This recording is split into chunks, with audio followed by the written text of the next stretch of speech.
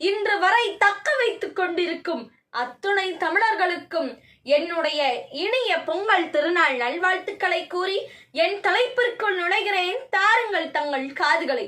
இங்கு நான் பேச எடுத்துக்கொண்ட தலைப்பு உழவுக்கும் தொழிலுக்கும் வந்தனை செய்வோம். நமது மீசை கவி பாரதி உழவுக்கும் தொழிலுக்கும் வந்தனை செய்வோம் என்றார். அதில் கூட உழவைத்தான் அவர் முதலில் வைத்தார். திருவள்ளுவர் அதற்கும் ஒரு படி மேலாக உழுதுண்டு வாழ்வாரை வாழ்வார், மற்றெல்லாம் தொழுதுண்டு பின் செல்பவர் என பாடினார்.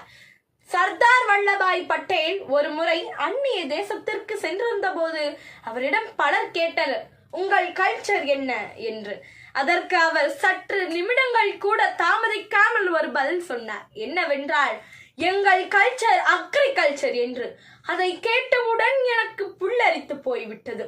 இந்தியாவின் முதுகெலும்பு விவசாயம் என்றார் அண்ணல் காந்தியடிகள். ஆனால் இன்று கிராமப்புற மக்கள் தம் உழவு தொழிலை விட்டுவிட்டு நகர்ப்புற வாழ்வை நோக்கி அதிகமாக மக்கள் நகர்வதால் உணவு உற்பத்தியில் வீழ்ச்சி கண்டு வருகிறோம். நாம் உலகத்தில் உள்ள ஒவ்வொரு உயிர்களுக்கும் பசி என்ற உணர்வு இருக்கும் வரை உழவு தொழில் என்றும் அழியாது. உழவு தொழில் செய்பவர்கள் சேற்றில் கால் வைத்தால்தான் நாம் அனைவரும் சோற்றில் கை வைக்க முடியும் என்பது யாராலும் மறுக்க முடியாத உண்மை.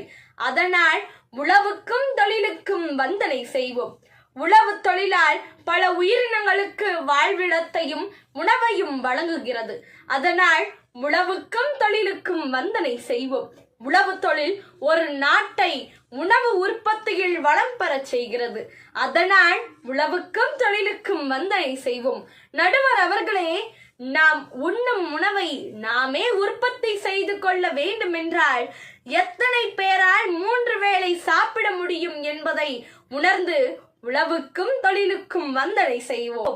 உழவு நம் பண்பாடு, நமக்கு அது தருமை சாப்பாடு. துரித உணவு என்ற கூப்பாடு துக்கத்தை தருமை பிற்பாடு. இனிப்பான சங்கரும்பையும் இவன் தான் விளைவித்தான், இனிக்கவில்லை இவன் வாழ்வு இருந்தாலும் உழைக்கின்றான்.